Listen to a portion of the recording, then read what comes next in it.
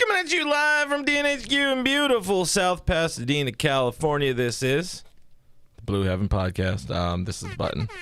That's the button I usually push. I don't know. Everything's all cattywampus. We got swept, and that soaked the big tuna. But it is what it is. What is going on, Dodgers Nation? My name is Clint. You can find me as Real FRG on Twitter and Instagram. Yes, you can. Guys, my name is Brooke. You can find me at BrookeMe3 on Twitter and Instagram. On today's show, well, how sweep it ain't. It ain't. It would be how sweep it is if it had gone the way you had predicted, which you were right. There was a sweep. I said, I'm pretty sure verbatim, and I didn't go back and listen. I'm pretty sure I said there's going to be a sweep. I just don't know which way it's going to go. Well, good call on that one. So we got to talk about that series in San Diego. Everything went bad. Dodgers can't get it up in San Diego. Yeah.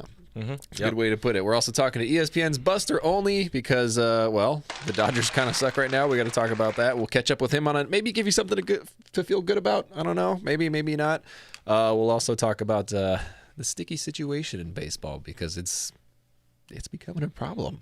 Yeah, it's going to be a lot more of a problem after the season. You'll hear from Buster. You'll hear from us a little bit. The Dodgers are back home, by the way. I didn't complete that other thought, whatever. I pulled a Doug right there. The Dodgers are back home, and this feels very much desperately needed to be back home. It happens. Dodgers aren't that great of a road team, it feels like, this year, so we'll talk about that a little bit later. We'll also talk about what's going on. We're going to plug ourselves a little bit and see what's going on down the Dodgers Nation pipeline over the next week or so, and beyond. There's some cool stuff. All of that and more on today's Blue Haven. Check us out. You're already here, but before we get into the show, we got to ask that you please, rate, review, be nice to us, subscribe on iTunes, Spotify, iHeartRadio, Google Podcast, Stitcher, Pandora, wherever you get your podcast for free. We also live there, so that's pretty cool. And don't forget to subscribe to us on YouTube, youtube.com/DodgersNationTV.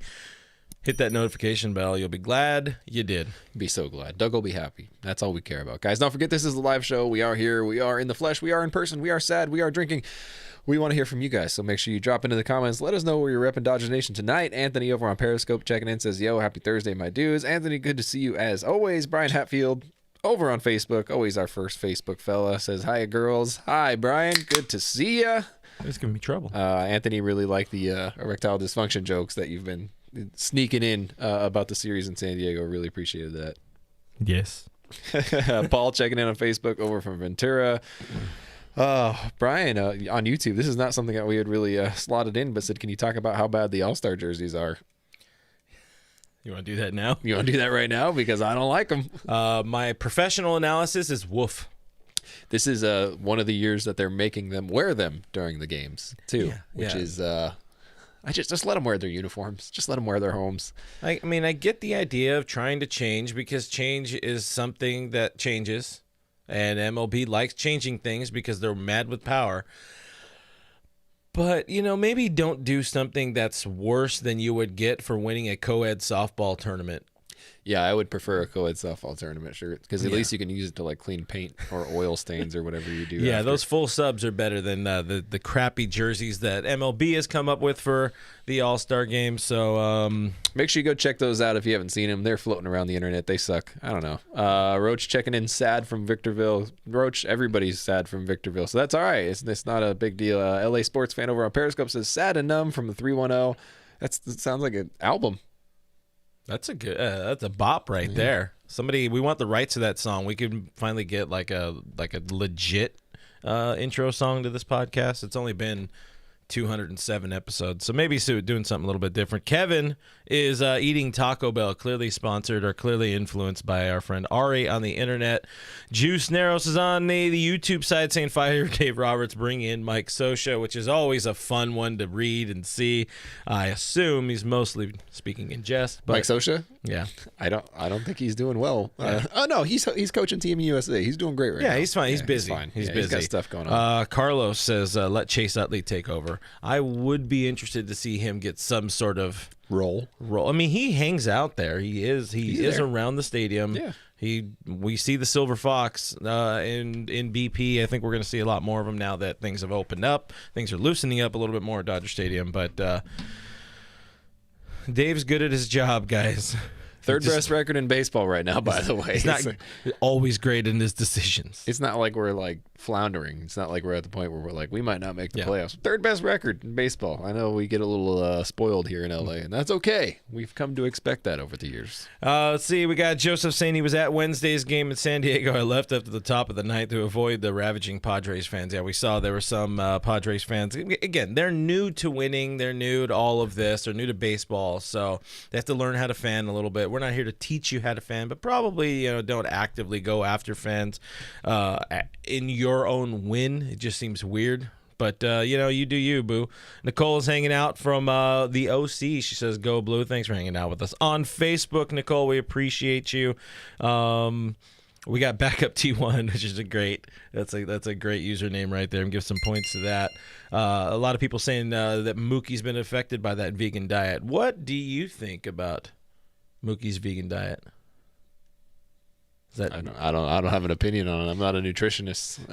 We're proud of you. I think that his diet is his diet. At least he's not eating Cheez-Its every day. Mm-hmm. I don't know, maybe he is. I don't know. That's probably a vegan diet. Cheez-Its win ball games. Whatever Cody ate in 2019 to start that season, that's what everybody should eat. Every single game. That's the only way, clearly, to win any ball games. Roach also says he wants to see Scott Van Slyke as a manager, so Roach is DFA'd for the time being. Alondra is in the stream saying, team lacks fire, something the Padres have more of, and that is a great jumping off point. Look, Dodgers struggled in San Diego. There's no doubt with that one. They never looked into it. They just flat the whole series. I wonder, as we bring in some more ED jokes here, can the Dodgers just not get it up for a big series? Yeah, it's a good way to put it. I really like the And when I say a big series, I mean in the way that it's going to be blown up by national media, by sports media. It got big coverage. I don't know what the record is usually, or what the record is so far this season on other national broadcast games, the YouTube game, the ESPN games, and all that. It just seems like whenever there's a bigger spotlight, they don't play all that well. Yeah, well, I have a lot of problems with the Padres-Dodgers series. I got a lot of stuff going on in my mind. I don't make a big deal out of it like a lot of the media does. I think that Dodgers fans in general don't really make a big deal out of it. It's just another series at the end of the day. Mm-hmm. It is the Padres. You do want to beat them always. You want to win all your games. That's the whole point. But I think MLB is doing something very specific where they're trying to get at people and trying to kind of get under people's skin. You look at the tone in social media posts from MLB, even in just last night's game. Manny hits the home run, and it's just this whole celebration tweet, and then things like that, and then the follow-up tweet when the Dodgers tie the game is well, this is odd, something really flat and oh, the game's tied now. They want the Padres to win, and you know what? I understand. I know that they want something exciting. I know they want a young, fast, exciting, flashy team like the Padres, and it's good for marketing. I think you have a lot of, you're seeing it right now in San Diego, a lot of new fans. Yeah. Almost all completely brand new fans to baseball. And that's fine. That's okay, because the Padres have been very bad for a very long time. So now that they're getting guys that they can cheer for, they can be happy about, excited about, it's good for them. We've been saying this for the last season and a half. The Padres being good is good for baseball. It's honestly good for the Dodgers, because to learn this type of shit now is much better than having to experience in October and then have to rebuild your roster in some way to try to beat one team or whatever it may be. So you do this now, you get embarrassed in San Diego in June, and you try to build and win when it matters most. Right. These type of games are absolutely annoying. It is what it is. I'm not overly worried. I just think I'm most frustrated with how flat the team, the Dodgers, looked. There was never that much fight. They were down early every single game, and it just they didn't lead at any point, right? They didn't lead at any point. I think ultimately they were outscored 14-7. Everything was they were serving up bombs left and right. Jake Cronenworth is my old lady calls him, I think it was the second coming of Paul Goldschmidt right there. Yeah. He's the new Paul Goldschmidt, the guy who just finds a way to beat the Dodgers. And we don't have a Pedro Baez. We do not have a Pedro Baez anymore. In my opinion, and I tweeted it, I think I think I tweeted it as Dodgers Nation at some point last night. But in my opinion, one team wanted to win each night, and it was not the Dodgers. They would have accepted a win. They were playing to win. That's what they do. But, it just didn't feel like they were really going all out. They weren't super engaged in it. You just saw some flat play, odd play, bad errors and all that. If you're seeing Justin Turner make an odd play or miss out on, throwing Manny Machado out at first base because he wanted to look a runner back the second, and then that right there, like too many opportunities to fuel the damn Padres, and those are the type of things. They just all added up to very, very ugly baseball. So, again, my opinion, one team wanted to win, was not the Dodgers. Agree or disagree? Yeah, man, it's tough. I mean, it's tough to say it just like that. It's very. I'm setting you up for failure on that question. Right? Yeah. But I think that in terms of like, so the way I look at it, I've thought about this question a lot over the past night because obviously you have different answers from different players on the team. It's like some of them are like, hey, it's a different tone. I mean, it's just like a different atmosphere. You have a team like the Dodgers who just came off of a World Series in 2020. You can't expect them to be 100% fired up 24/7 for every single ball game that they go through. It's not going to be like that because they've been there before. They have a bunch of their guys on the roster that have been there before. They were just there. They were just in the biggest series of their life. Padres, not so much. They have a lot of the guys that have not been anywhere special. Eric Hosmer, one of the few guys that has been somewhere special. Manny Machado lost the World Series with the Dodgers. There's not a ton of guys that have had that experience. So a lot easier to get fired up when you've never been there before. So I understand that. But also when you're a Dodgers fan and you're looking at the Padres, going wild in the dugout for a walk and, bat flipping walks and things like that. And then you look at the Dodgers dugout and it's like, oh yeah, it was a bases clearing double. And the Dodgers are like, high five, high five, high five. Mm-hmm. I can understand why there would be some frustration with that, but I just think it is just a different tone in the clubhouse. And that's not bad. I think that they are just two different teams and it's just two different styles. And neither one of them is wrong. I almost asked the same question to our guest today, Buster Olney, that we'll get to in a little bit. So you'll hear that again. You'll get Buster's side of it. We get to hear Bauer's thoughts right now. Trevor Bauer spoke out last night after the game about just the different levels of intensity from both teams. And here's what Daddy Trev had to say. Oh, they're good. I mean, we know they're good. They got a lot of talent in their lineup. They got a lot of talent in their pitching staff. They're a good team. And they absolutely kicked our ass in the intensity, from the intensity standpoint. Like, they came to play and we didn't. So that's what happens in baseball. You come out and, try to attack the other team and try to win. And when you don't have that mindset, then you get rolled. And, we got rolled. So the boys got rolled. We saw this last year, 2020. I think it was in September, early in September. I guess technically still sort of because it was only a 60-game season. It was early in the season. But Dodgers go in. Kershaw gets beat.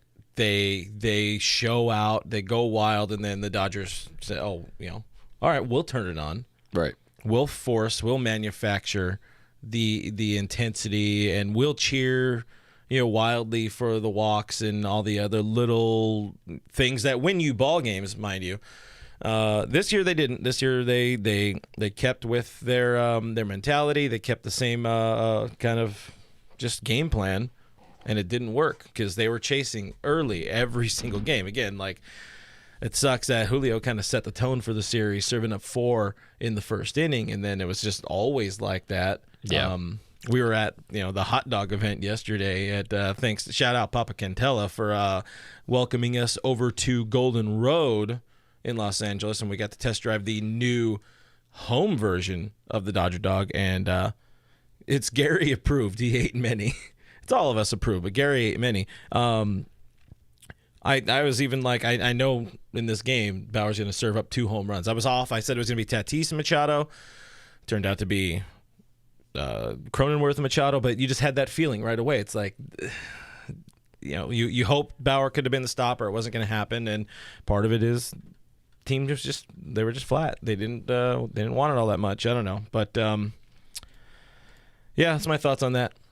Yeah, I think I agree. I mean, is a bad way to start the series for sure. I mean, when you give up 4 to kick things off, it just got real rough. It was really good, to see a Padres fan right now in the chat though saying that quit making excuses, Dodgers fan. Every team has injuries, which is very ironic considering that when we swept your ass out of the playoffs last year, we didn't have our 2 best pitchers. They're injured. You would have been screwed. Good job, Art. Hey, I'm happy for you, man. I'm happy that you got to take October off last year. You'll get to take it off this year too, by the way. I look forward to that for you. Good job, Art. Friend of the show, Art. Let's see. Let's get a couple more. He can't spell either. Couple more comments in here. Laker for life says no more Beatty in the outfield. Look, Matt Beatty, great dude. He's a hitter. He's not a right fielder. He's not getting enough, playing time around still, so it's hard to get really locked in on defense when you're barely playing. And man, we've kind of talked about it on the internet. I don't want to get into it here, but I don't know what the hell Matt Beatty did to Dave Roberts. But there's a weird chemistry to that relationship. I don't know if he's like seen his nudes or something. I don't know what's going on there, but we've met Matt Beatty. Matt Beatty is a very nice person. I don't understand how anybody could have a problem with him ever at any point in time. So that's a weird one. Yeah, we'll leave that for another day. That'll be in the Blue Heaven After Dark. No, that's when we what's it called?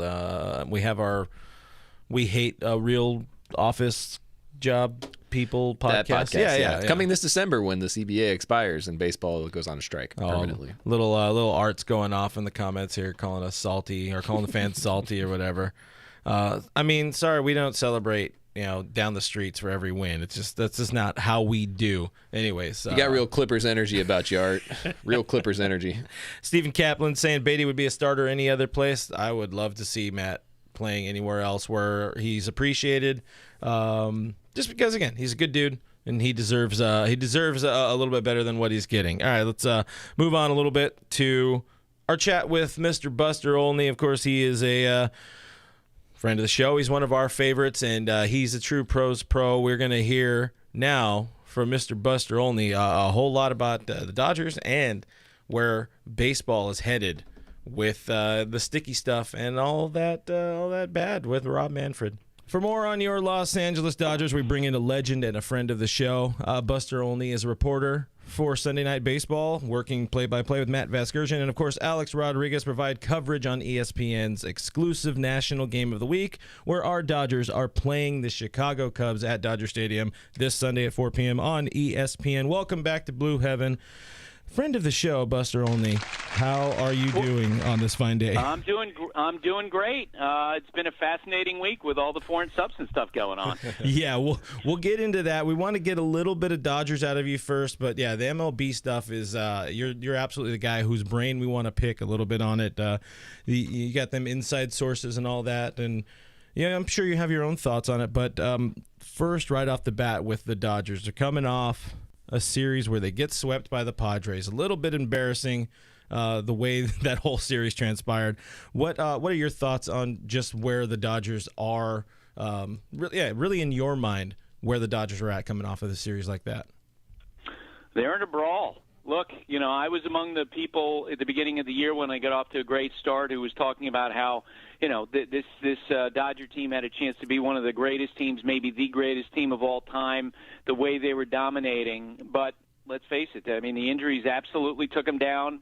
The Giants, I think, are now for real. I was talking with a Dodger official the other day who said every time he looks up, it's in the second inning and the Giants are winning 4-0. And I think that, early on when they started playing well, everyone was like, yeah, okay, well, that's not going to last. But all these one-year investments, Kevin Gossman being the biggest example of that, those guys look great. Mm-hmm. And as Joe Girardi, the Phillies manager, said, whatever you throw out there, the Giants have an answer for it. And we know that the Padres are good. So as we sit here today, the Dodgers are in the toughest divisional in baseball in the National League West. And it'll be very interesting to see as guys like Cody Bellinger come back, what exactly emerges from the team. One of the big things we saw in this series was two very, very different, we'll say, types of baseball or levels of intensity from both teams. last night, Trevor Bauer was, I wouldn't say outspoken, but he shared his thoughts that, San Diego looked like they were more in on the game. They shared, they had a lot more intensity, and Dodgers saw that problem too when they played the Padres last year. Is this something where, in your mind, like, do the Dodgers maybe need to create a little more, manufacture a little more intensity when playing these type of teams where, let's be real, the Padres are very good, they're very young, they're flashy, and the Dodgers are ho-hum. We've been there before.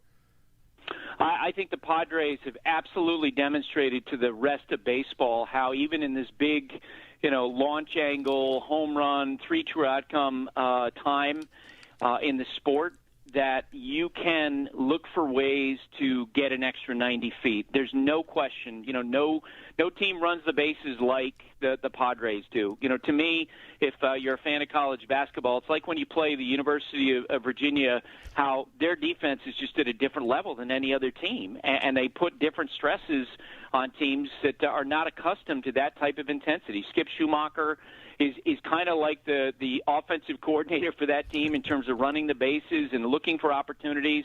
Does a phenomenal job. The players have all bought in. And if I were the Giants, if I were the Dodgers, if I were any team, and I'm watching the Padres, because it's not like, every guy on the Padres is fast, but every guy from Manny Machado on down has bought into the idea that you're looking for opportunities to take another 90 feet. Yeah, that's something that we haven't quite seen in LA quite yet. Obviously, the running game's a little bit different here, but I think there's there's maybe a little bit broader of a problem. You're looking kind of down the road towards the end of the season, obviously, but the Dodgers are kind of backing themselves into a weird corner pitching-wise. Obviously, lose Dustin May, that changes things up, but also you add in the fact that Julio's, getting near his career high in innings pitched, even between minor leagues and major leagues. Do you think the Dodgers are now in an odd position where they might need to go out and get maybe another starter? Because at this point, Josiah Gray, who knows how far off he is? He hasn't even picked up a ball as of now, I think. Yeah, there's no question about it. And look, if you look at Andrew Friedman's history, he was the guy who went and traded for Yu Darvish. He was the guy who went and traded for Manny Machado. He gave up what it was going to take to get Mookie Betts, and that history suggests that they'll do that again. I think a really interesting question is going to be, okay, how many good starting pitchers will actually be out there and available? It's nice to say the Dodgers need a starter, but are there actually going to be impact guys out on the market? 2 weeks ago, for example, we were all thinking, the Nationals at some point will become sellers and Max Scherzer will be available. Well, guess what? The Nationals have a say in that. Right. They played better of late, and maybe Max isn't going to be traded. And is a guy like Kyle Gibson of the Texas Rangers, is he your answer? One thing, and I don't think anybody's ever going to know the answer to this, but I think the Dodgers, like all teams now, are also in this post-foreign substance crackdown, are doing a broader reassessment of their pitching staff. Right. In other words, they probably have information now on, okay, who was benefiting beforehand, and what are those guys now? And that's not an indictment. It's not a character judgment. I think it's just a fact in this post-crackdown world where all teams are looking at their staff and say, okay, what do we have really? And I'm sure that the Dodgers are probably doing some of that as well before they make their decisions about what to go and get. Yeah, it's definitely going to be a big impact on the game, and that's something we want to get into a little bit. But before we get into that rule change, there is something that popped up over the weekend. Dave Roberts, uncharacteristically, I don't know, I guess it's kind of in character, but also said, hey, I wouldn't mind doing away with the shift. And I think you can say that when you have Manny Machado playing rover and robbing base hits. It's a little easier to view it that way. But where do you think we are with the shifts in Major League Baseball right now? Well, first off, that a change in the shift is not going to come until you get collaboration and productive work between Major League Baseball and the Players Association, and they got a lot of other stuff on their minds. They got the CBA that's up in December, but I absolutely believe something I never would have guessed 5 years ago, that there is going to be some sort of a regulation on shifts. The phrase that's been repeated to me over and over again is spikes in the dirt. Infielders, they want their spikes in the dirt, and they obviously talking about putting infielders assigned to one side or the other. Either they're going to be on the right side of the infield or left side of the infield. I think, Theo Epstein, who was the former head of baseball ops for the Chicago Cubs, now works for the commissioner's office. They're trying to find ways to get more action into the game. and people have complained about this generation of hitters who are trying to, lift the ball with launch angles. That's not going to happen until they feel like they're going to be rewarded for hitting the ball on the ground. And that's not going to happen until they get rid of shifts, which is why I do think that when we play baseball in 22, there's going to be some regulations regarding the shifts. All right, let's get into the big one, the hot topic. We're, 3-4 days now into the post-Sticky era. Rob Manfred says it's going very well so far. What's the real pulse around the league, and what are your thoughts on how this has gone, this transpired so far? Yeah, and let's face it, when Rob is saying that, it's almost like he's in the character in Animal House. All is well! All is well! Because every night we're getting scenes of, Max Scherzer, screaming at Joe Girardi, or Sergio Romo ripping down his pants disgustedly because he's been asked to get checked. I would say this, that knuckleheads like me are going to focus on those, those volatile situations. Most of them are not like that. Mm-hmm. I mean, you guys have seen from Jacob deGrom, the first guy who was checked coming out with a sort of a bemused smile. Okay, what do you want to see? To Shohei Ohtani being that way. I think that most people that I speak with in sports say that generally it's going smoother than possible. I do think that potentially you could have a couple of adjustments with it.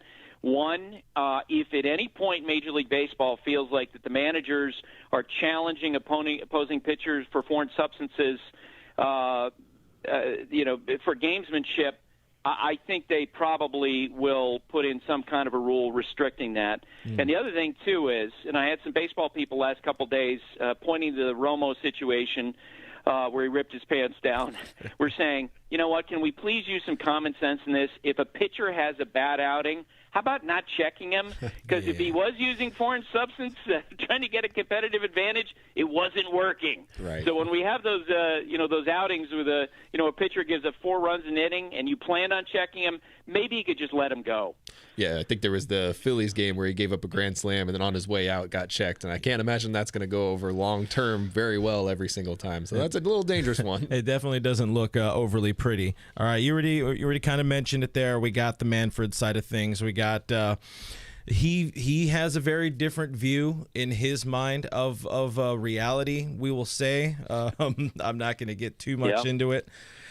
We already see the relationship very strained between baseball, the league, the Players Association, the players, everybody that's in charge of each respective side, and we're coming up on the CBA that expires in December. I heard I think it was Rich Eisen who said we got a nuclear winter coming ahead of us. What kind of fears do you have about baseball starting on time in 2022? I think they're real. I know at the owners' meetings a couple weeks ago, the conversation among the owners was not whether or not there's going to be a lockout. It was when there's a lockout. What's the strategy after there's a lockout? Now, that might just be part of the saber rattling that goes on. You do wonder, that if, in fact, as we get closer to that December 1st deadline, if suddenly the Players Association will capitulate on a lot of fronts, as it did back in 2016, and make a deal. But I got to tell you guys, the relationship between the two sides is by far the worst that I've ever seen. And I covered a strike in 94, 95. And what makes it so bad is that these two sides don't even talk, which, there's some conversation. Sometimes it's through the umpires, but there's not a collaboration. This week, for example, with all the foreign substance stuff, you heard from Garrett Cole, you heard from Max Scherzer, Trevor Bauer has said this, where they basically say, the MLB is in so many words, forced this upon us, and this stinks. And I find it to be disingenuous to a large degree, because it's like, guys, if you want to talk to Major League Baseball, you have the opportunity. Just talk to your union. But they've made the choice to essentially not engage, and I don't understand why. I don't think it's working for them. I think baseball has MLB has gotten more stubborn, and the relationship is deteriorating on both sides. It absolutely stinks. The one thing the players, big picture, need to remember: which side has the bigger pile of money? If you think of it like a poker game, Well, it's the owners. And I would not want to go into a neighborhood poker game where one guy's got $1 million at the table and the other side's got 1,000, because that's kind of what the dynamic is between the two, and we have a good idea which side would win that. I got a pretty good idea, but I mean, Buster will tell you if there is a lockout or anything like that. We are available as replacement players. No, I will not. I will not be a scab. All right, it's against my inner core right there. All right, Buster. Dodgers, Cubs this weekend. You're there. Are you at the stadium this weekend? Finally. Yeah, I've been traveling all season long. Matt Vescursion and Alex Rodriguez have been back in studio. They actually are going to be out and traveling for the first time next weekend when we get the Mets and the Yankees. But this weekend, it's the last time I'm going solo into a ballpark, and it should be. I'm excited about this. And I know it's headline-breaking news up here where I live in the Northeast because the Red Sox and the Yankees play on Sunday. We didn't pick their game. We picked Cubs and Cubs and Dodgers, and that was a shock for a lot of people. Hey, us on the West Coast, we appreciate that. Any opportunity to kill that East Coast bias that we've heard about for all these years. It's always a good thing. You got Urias going against Alec Mills. Interesting matchup. Urias is kind of on the down right now, and Alec Mills hasn't had the greatest 2021. What are in your notes? What are your game notes for Sunday? What's the preview of what we can hear on air? Well, I think coming off that last start, the question about Urias is going to be his command, and because it certainly looked like that the last start he was uncomfortable, he was spraying the ball all over the place. What sort of adjustments is he going to make? And I don't say this as a character judgment. I just say as an observation. I think about 95% of pitchers were using some kind of foreign substance. I'm going to be really curious to see what adjustment he makes. And I suspect he's not the only one now who's trying to find a feel for the ball. But that last start, it wasn't very good. I'm also really curious about how quickly does Cody Bellinger get up to speed. You guys remember last year where he struggled for a long period of time, pretty much the entire regular season, and then he was good and got better during the postseason. After all the work he did on his swing during the offseason, I'm wondering how quickly he goes and finds it this year. We hope sooner rather than later. It would be a good matchup tonight to get it done. Buster, before we let you go, we want to know, tell us everything that's going on and the latest rumblings with Baseball Tonight, the Baseball Tonight podcast. I know lately you get a lot of really big names on there, and people are going to want to hear about them. Well, Alex Rodriguez actually did an interview for the first time. We've been teammates on Sunday Night Baseball for 3 years, and I always kidded him, hey, come on. But this week he sat down with me, via Zoom. And the thing about Alex is he's been involved in so much baseball history and so many big moments, and he's got an anecdotal memory. And so I was able to, draw on that and ask him, okay, when you had that fight with Jason Varitek, what happened then? And to find out that he and Jason Varitek haven't spoken since that fight, that was a surprise. You guys remember he was almost traded to the Red Sox in the winter of 2003, and he tells a story about when that deal fell apart. He was so upset that he went out. He doesn't drink, but he went out that night, got absolutely plowed, and was throwing up in the streets of New York. He has the greatest stories, and so it was really fun to draw some of that out of him, and that's out right now.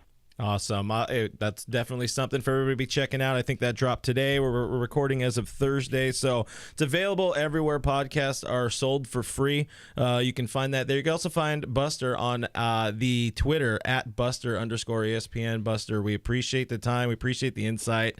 You're a true pros pro, and it's always fun talking to you. Likewise, guys. I love your passion. So the biggest takeaway from that is Alex Rodriguez got plowed. Yeah. I don't know. We didn't phrasing him. Look. We are professionals here. All right. When we have somebody of the ilk of Buster Olney on, we don't phrasing him then, but we do now. You remember in high school, when your stupid idiot friend would say something behind you and during class, and you'd be holding it in as hard as you could, and you're like shaking, like trying not to laugh. That was that point for me. I was just like. I'm glad you did the rest of the talking. I appreciated that. But we do thank, again, Mr. Buster Olney for taking the time with us this afternoon. Make sure you watch ESPN this Sunday. If you want to watch your Dodgers, they are the only purveyor of Dodger baseball on Sunday. And I also messed up. It's not Urias Mills on Sunday. It is Kershaw against some dude whose name I've never heard of, like Adbert Adbert. Alizé? Yeah. That's it. I guess it's a name. Yeah, I did the pitching preview, so I was supposed to know that. I probably should have caught that when we were talking about it. That's on me, guys. That's my fault. Buster's a pro's pro, though, because he didn't even have to have that pitching matchup ready, and he somehow had something on hand ready to go. Somewhere down the road, though, we'll talk more about that, about the CBA relationship. CBA, the relationship. That's because there's some good stuff in there. Some meaty, some juicy meat in there, one would say. But basically, you should be very worried about baseball in 2022, as we have been saying for the past years. I saw at least one, maybe two comments saying they would want to see us play ball. They want us to be scabs next year. Like, I don't know. Would you rather watch KBO or us? Oh, remember that one time we were all like real excited about that? I watched one KBO game. Go Dinos. I think. I don't remember who I rooted for. Anyways, moving on. Stuff. Wanted to plug ourselves a little bit here after you guys have heard us talk this whole time. Down the DN pipeline, we got some things coming up over here at the Dodgers Nation. Probably should have had the hot dog stuff ready already. But again, Papa Quintella's hot dogs are now available in stores, and we were at a cool event hosted by them yesterday, and we tried hot dogs, and we got some swag, and we got some cool stuff. So that's cool. The big one for us, next Monday, our friend Tim Neverett will be in the office. For the first time we're having somebody in the office. Sort of. We had somebody else in it. We're going to post that interview probably next week. But Tim is going to be in the office with us Monday, and I think we're going live at 6 p.m. that day. So we're going to be talking about his new book, COVID Curveball. There's an inside view of the 2020 Los Angeles Dodgers World Championship season. Obviously, it's an oddball championship, but the Padres didn't win that one, so that's the important thing. I don't think they've ever won any championships, if I'm not mistaken. No, I don't think so. Even the easy 60-game one, which apparently anybody could have won. I heard that's a clown Anybody one. could have won it, but anybody didn't. But Tim will be here, so if you guys could join us at 6 on Monday, that'd be great. Have any comments, questions, preferred, definitely the questions. Help us out with that interview. Help make it fun for Tim as we talk about his book, talk about the Dodgers and what's going on now. We'll also be announcing how one lucky fan can win this really cool glove that we put together with our friends over at Soto Pro Gloves. It's pretty ridiculous. Let's see. So I got it here. I tried to set up the Gary cam. Let's see if I can make Gary cam work. Oh, look at that. Look at that. Oh, we got weird down angles here. So our Dodgers Nation logo is on there. There's two of these gloves made. This is the one we're going to be giving away that's signed by the glove maker Marco Soto and our favorite Dodger Stadium ball girl, Allie Lacey. She actually put this glove together, and we have it all on camera, all filmed, and that video is going to be coming out next week along with how you could possibly win the glove. So keep an eye out on our social medias and on our YouTube for that one. Subscribe to all of those. Subscribe to Soto Pro Gloves on IG. That's at Soto_Pro_Gloves. They're really cool people, local glove makers, and we like supporting local folks in the hood, as it were. So, I guess it is pretty hood where we went. Signal Hill. Signal Hill. We had a good time. It was Love hot. Signal Hill. It was hot as balls. It was hot in there. And what else do we have? Is there anything else? I mean, things are opening up again, so we're kind of running crazy. Yeah, I forgot that when the world's open, you have to do your job. Kind of forgot about that. Mm-hmm. Like we have stuff that we actually have to do now instead of like FaceTiming in my underwear. Yeah, real pro move, by the way. How many times though? Like most of them. Most of the time. Yeah. It was always like hey Dave. Mullets are business in the front, party in the back. My body was business at the top, sadness at the bottom. deep pit of depression at the bottom. All right, moving on. It's time for Throwback Thursday with our friends at Vintage Brand. Our friends at Vintage Brand have over 10,000 unique logos of your favorite professional sports teams and colleges, and a gift for every sports fan. Dodger shirts, sweaters, drinkware. Of course, we always talk about the can insulators we have. We've had the koozies for years here. We love them. You could relive your Dodger championship teams of years past, of which the Dodgers have multiple championships, unlike other teams in the National League West. Some other teams. We're always happy to hang out with our friends over at Vintage Brand. If you want something from them, you can go ahead and sign up for their email, and you save 40%. So go to vintagebrand.com/site/subscribe, I believe it is. And you can save 40% on something cool like a canvas, like a koozie, whatever it may be. But today, for Throwback Thursday, I wanted to talk about Joc Pederson. So your boy, young Joc, is back home in Los Angeles. That's a world champion, man. And no Padre can say that ever. I love the narrative of this show. Joc is home. They are giving out his ring. They're giving him his ring on the field. Kirsch, JT, and Belly are all presenting him his ring before the game on the field. So that's pretty badass. Joc has meant a lot to this club over the years, so we want to go through all of our favorite Joc Pederson moments.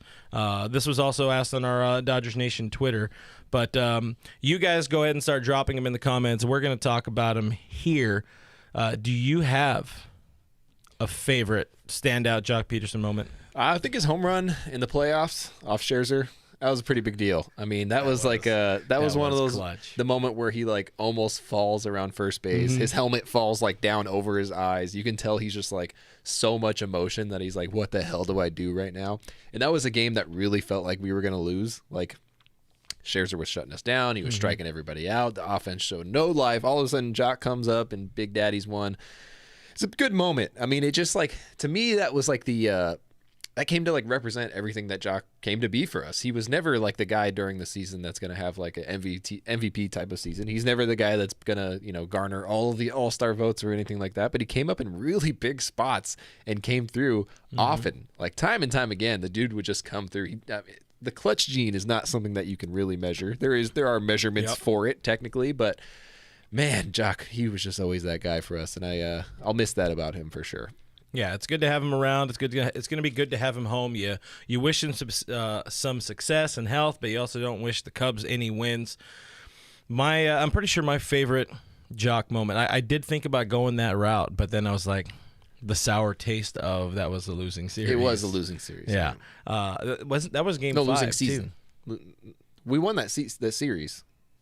We won game 5 in the division series. Oh, yeah. That was that one. I thought that homer was the Joe Kelly game. I thought that was in 19. No. Okay. That was at home. Yeah, that was garbage. All right, that's good. That's the important thing. I mean, the 3 home run game in the postseason. I mean, you really go to Joc every game. It's probably going to be in the postseason. Man, I mean, he hit some majorly important dongs in this past postseason run, the one that won us a World Series, but not the Padres a World Series. Important to note that one. Just gonna keep running with it. You know what? That was my favorite Joc moment, and I'm going to stick with it because it was just like the boys needed that game, and he came out and shoved, and did what he was supposed to do, got the boys off on the right track. You got to love some Joc Pederson. Again, 3 home run game. It's pretty solid. I mean, sorry, not 3 home run games. I'm thinking of the 3 home run World Series where he should have been, likely would have been the World Series MVP. Huh? Oh. You said Dong, and Dong came a knocking. Dong Kim, thanks for checking in. Hey, we appreciate you, Dong Kim. Let's see. Let's find some folks in here. Everybody's really just good luck finding a comment in this shit show of a section. Everybody is man. Roach says, my favorite Joc moment was when Brooke asked him about toilet paper. Yes, we did have Joc Pederson on one time on the show, and it was very, very entertaining. You can go to DodgerNation. You should go our YouTube channel. Is that where it is? YouTube.com/DodgerNationTV. Yeah. And you can find our interview with Joc Pederson. He's a nice boy. And high quality. What didn't I ask him? Waffles or pancakes? You asked him like pizza or ice cream. I think both of them. This is hard hitting journalism. Listen, you go to any other website, they're going to ask you the same damn question. So we might as well just throw throw something weird in there. Like, hey, do you like the toilet paper over the top or underneath? And he was like, what? Like that. Those were definitely huge, important moments. But, I mean, dude showed out again for, 7-8 years as a Dodger.